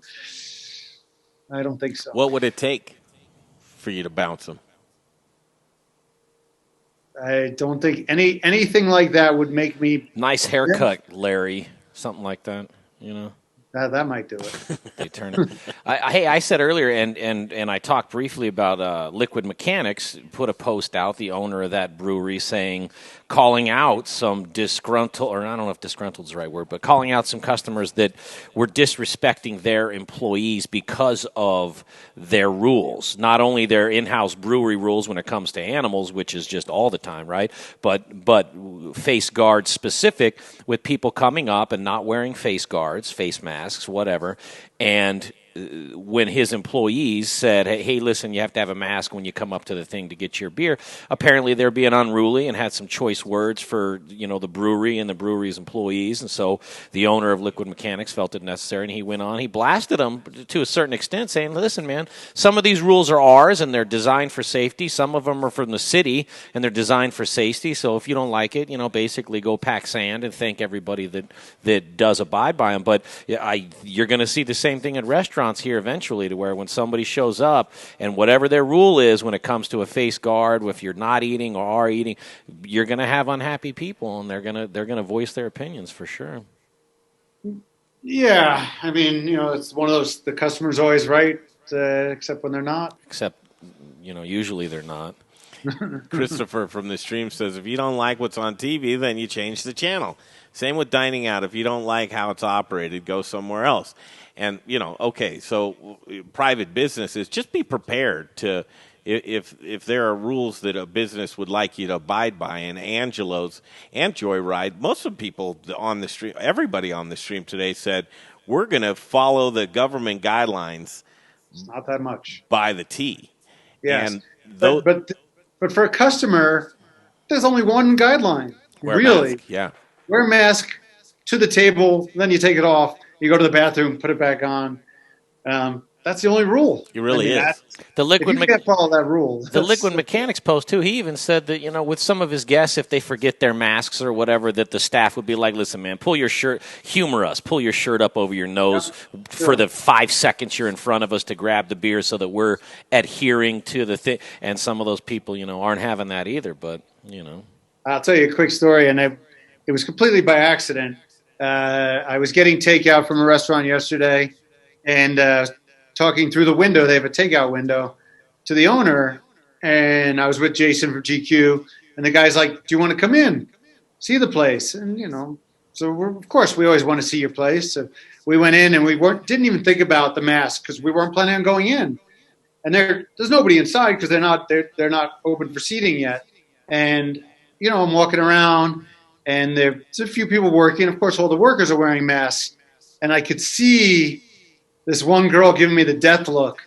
And I'm like, oh, I'm not wearing my mask. Stink eye. And, yeah, she was pissed that I was disrespectful like that. And it was a complete accident. And he invited us in with the mask, without masks. So did you tell her? Did you say, hey, listen, lady, I can feel your eyeballs. Talk to Carl over here, She ended up fighting with the owner. I think she let him have it for letting us in without masks. Mm-hmm. Can't say I don't blame her. Great job, Larry. So now you got a young woman fired. Good job. Like that on purpose. What was that, Larry? I'm sorry. I would never disrespect a business like that on purpose. Whatever your rules are, I'll abide by them, whether I agree with them or not. That's one thing that's actually kind of a cool little add-on is how are people, Little Rich and I sat outside of Sierra yesterday in the parking lot for about 10 minutes just to see people coming out and going in. And, boy, the second that families get out of there or dates, boy, it's off in a heart. Like unsnapping your bra when you get home, right, Greg? Yes. Larry. Yeah, you know what I'm talking about. I know what you're talking about, babe. John says, I think it's not just for the safety of the staff. What about the other people at the restaurants? Absolutely. They all wore masks to get seated. Be respectful of others. It's not all about you. Yes. Well, what happens when you get a little booze in you and you start talking politics and you start that's when it gets a little interesting, when people take it their personal mission to prove a point, right? I'm going to prove my point. That's all right. Some people, it doesn't even take liquor to do that. But you get a little booze into people, and boy, the loose lips start start to prevail. I actually saw a little bit of that last night at a booth seating, to where you overhear conversations, and it's more like Greg, did you see that email I sent you within the last half hour from I forwarded you from Jason Crush about patios? Can you give? I'm looking at it now. Can you give me the overview of it, or no? Basically, so they talked about, you can open up your patio as big as you want, put tables wherever you want. It's not that simple. They are making you jump through hoops. It is a long list that restaurants have to do. That's just for the city of Denver. I don't know what yet the rules are in Tri-County or Douglas County for your patios. And then they're also making you pay $150 application fee. Yeah. Really? For restaurants? Really? Come on. Really? No, not okay. Sorry, not okay. So they want photos. They want your proposed floor plan. They want completed possession of property certificate, notes your property. I don't know what a DR 8442 form is. I know that a lot of times here at the Studio Kitchen, when we do an event, we do a charity event with it so we can get liquor licenses. And when we get liquor licenses for that, we have to do a lot of stuff as far as the property and the lines and where we would like the liquor allowances to be, and so on and so forth. This looks like it's even more intricate than dealing with the liquor board. It looks very similar to, I've done a lot of my own liquor license renewals, transfers. Every restaurant I've done, all 6, were existing restaurants, so I had to transfer the license. And I did them all myself without a lawyer. It takes some time and it's complicated, but better than paying a lawyer. Eventually you could do it yourself.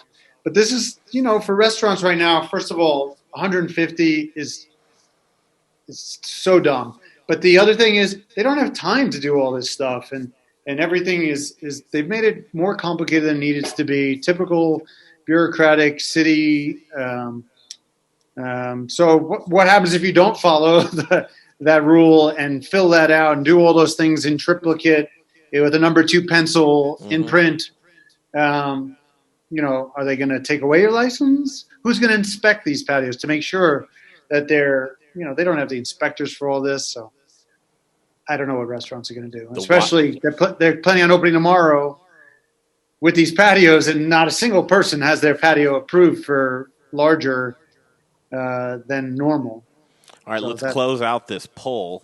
Are you ready to dine in at restaurants? We'll leave it here. The poll results are the report. So we've got yes and no. Those are the 2 answers. What's your guess on how many? So basically, there's, if I'm going to round it up, about 180 submissions. Okay, I would say 100 say no. Out of 180, 100 say, so more say no? Yes. So the question, are you ready to dine in at restaurants? You say 100 out of 100. So now you got to remember also that your audience is a foodie audience. No, I don't have to remember that. You do. So I'm saying the general population, the majority would say no. How about that? Do you want to revise your guess? Yeah, I'll go the other way then. I'll go 100 say yes. Okay. Are you ready to dine in at restaurants? Here's the results. No is at 46. Yes is at 134. Yeah, that's not a reflection of the general public. I can tell you that much. You think it's half and half? Yeah, it's pretty close to it. Then there's also the people who say yes, restaurants couldn't open. They're in favor of it, but just not for them. Because they have a sick mother or they have COPD or something. Yeah. But they're okay with restaurants being open, but they're not going. I'm telling you, there'll be this first week. Restaurants will do really well. From the majority of your followers.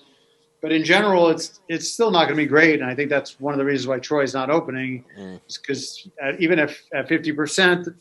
He doesn't think that 50% will be full, and he thinks he'll lose money.